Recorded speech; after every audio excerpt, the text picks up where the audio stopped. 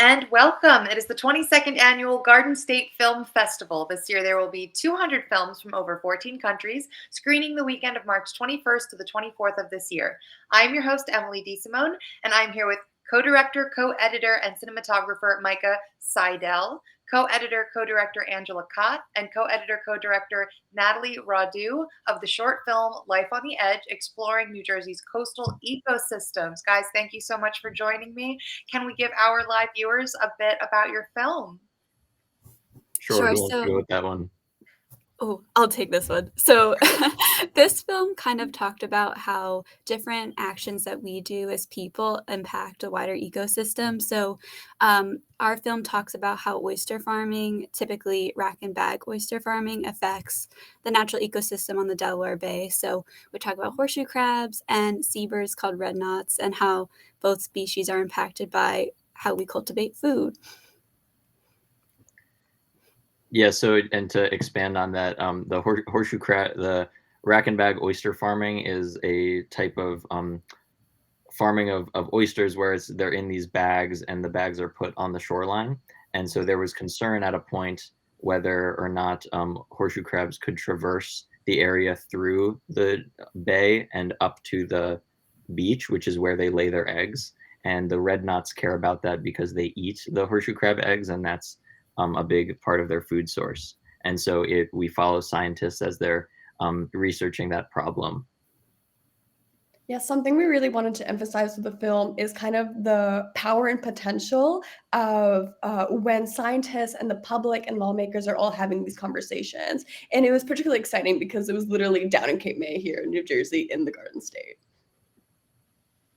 Yeah, so I actually did spend about a year living on the Delaware Bay, like down in Cape May County. So you're talking about this and I'm seeing it as it happens. I remember it's the red knot bird that comes during like the one time of year and they eat the horseshoe crabs, but people will like mess around with the horseshoe crabs as well as others will come and take lots of pictures. So this is like, I'm following 100% exactly what is going on. Okay, so what got you guys into this? Well, we did this as an independent study we are all undergraduate students at Rutgers, and we did this as an independent study in agriculture and food systems under Dr. Zania Moran. And just to give credit where it's due, the opportunity to make this film was provided to us by Dr. Jim Simon, Dr. Oscar Schofield, Dr. Daphne Monroe, who's one of the stars in the movies, and Dr. Dave Bushak, with funding from the Rutgers Center for Agriculture, Food Ecosystems, and the New Year's Agriculture Program. And yeah, so we did that as an independent study, all three of us. I myself study agriculture and food systems too, so I definitely was looking for ways to communicate more science topics to the general public. So one thing that we learned through this independent study was the power of like communicating science through film, because especially for a lot of young people, like movies are more digestible to like do information than reading an article. So that's kind of one of the reasons we were doing the independent study as well. Yeah, I came into the project kind of with the same idea. I had actually been making these short, like YouTube style documentaries about food systems, particularly related to indoor ag tech. So when we had this opportunity to literally go down to Cape May and talk to these scientists and these farmers that are literally impacting the food systems that are literally here in New Jersey, it was just such an incredible opportunity, and we were really excited to just get that chance.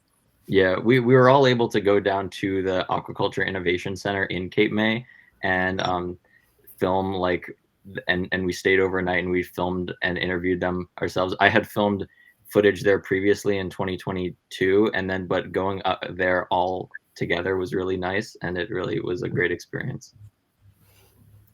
I mean, like, that's actually so interesting that you guys, so you don't have a background in film and yet you came together and made this project and submitted it and you were accepted into this film festival. Congratulations. That's awesome.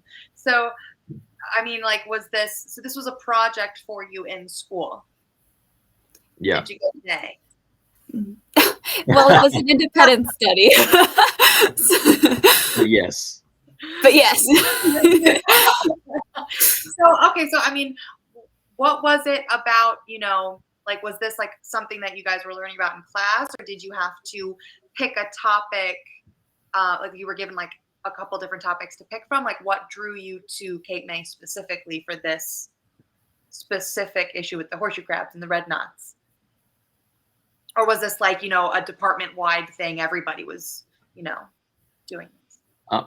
Well, so I guess I'll start. So the researcher, Dr. Daphne Monroe, who is was doing this research, she's part of Rutgers, and we came in contact with her and learned about the research she was doing and thought it was really interesting.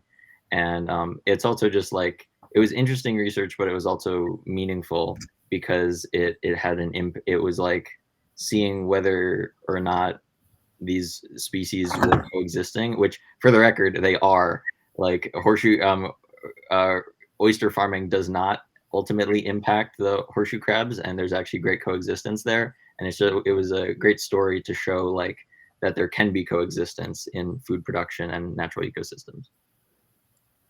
I mean, this is clearly like a big enough topic. I mean, because a lot of the times you might live somewhere and not really know what's going on around you. But I mean, I was only there a year, and I was able to just see everything going on. Everybody knew about what was going on. So this really is a pretty big, pretty popular topic for the people that do live on that little peninsula. I guess it is the peninsula of like South Jersey. So, I mean, with this being your first work in film, what was it like for you guys to make a film? Like, what were the challenges and difficulties that you ran into? If you can each pick, one thing that you thought was a challenge that, made you really perhaps stronger if you were to choose to do something like this again, make a documentary or a study. If I can take the lead on this one, I think a big thing that I personally realized throughout this journey was this, like, there's so much like hidden work in making these documentaries or movies in general, because what the viewer sees as like a seamless, wonderful end product takes hours upon hours of pre-planning and also just sitting in front of the computer, and you edit it one way and it took hours to do it, but then you're like, no, that doesn't look good, and then you redo it from scratch. So kind of the whole, like, I guess the intensity of just like to make a 15-minute film. I think there was one day we were literally in front of a computer like 10-11 hours straight, and that was the thing, like, yeah, crazy, but it was such a good experience to be able to learn and also to have such a wonderful team to kind of bounce off of.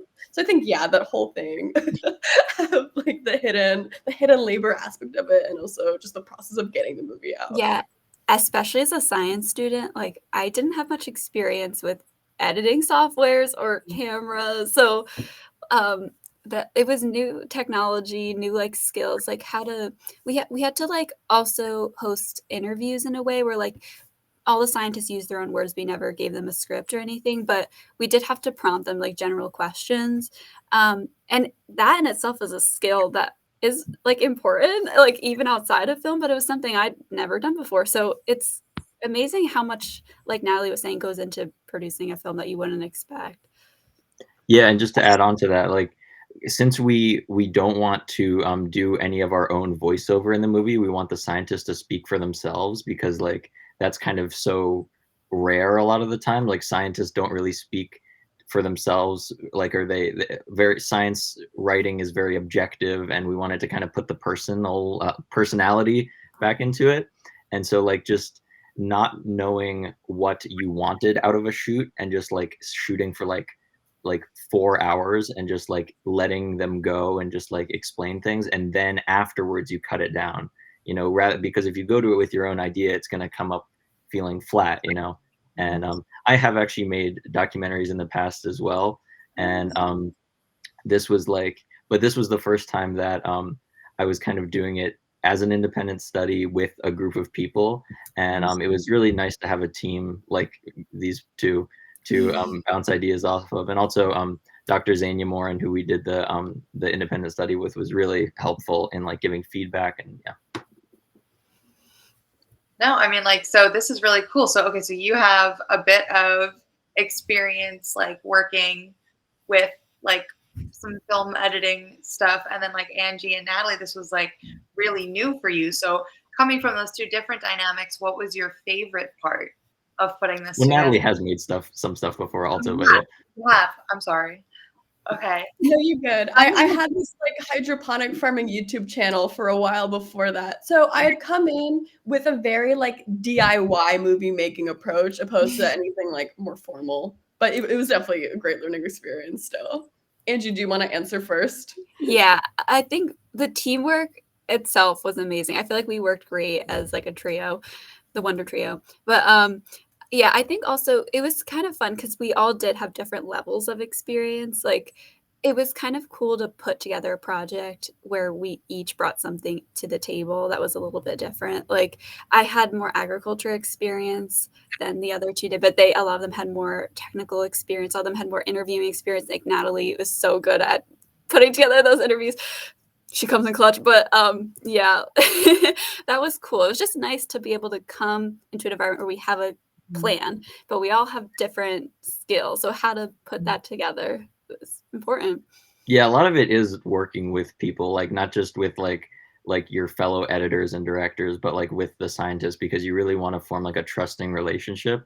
Like you really want it to be like the scientists trust you to tell you things and to give you information and access, you know, and then in return you have to portray them honestly, you know, and portray their research honestly. And the honest truth from like what we were learning is that like they put hours and hours and years into this research. So it's like really want to give that credit, you know.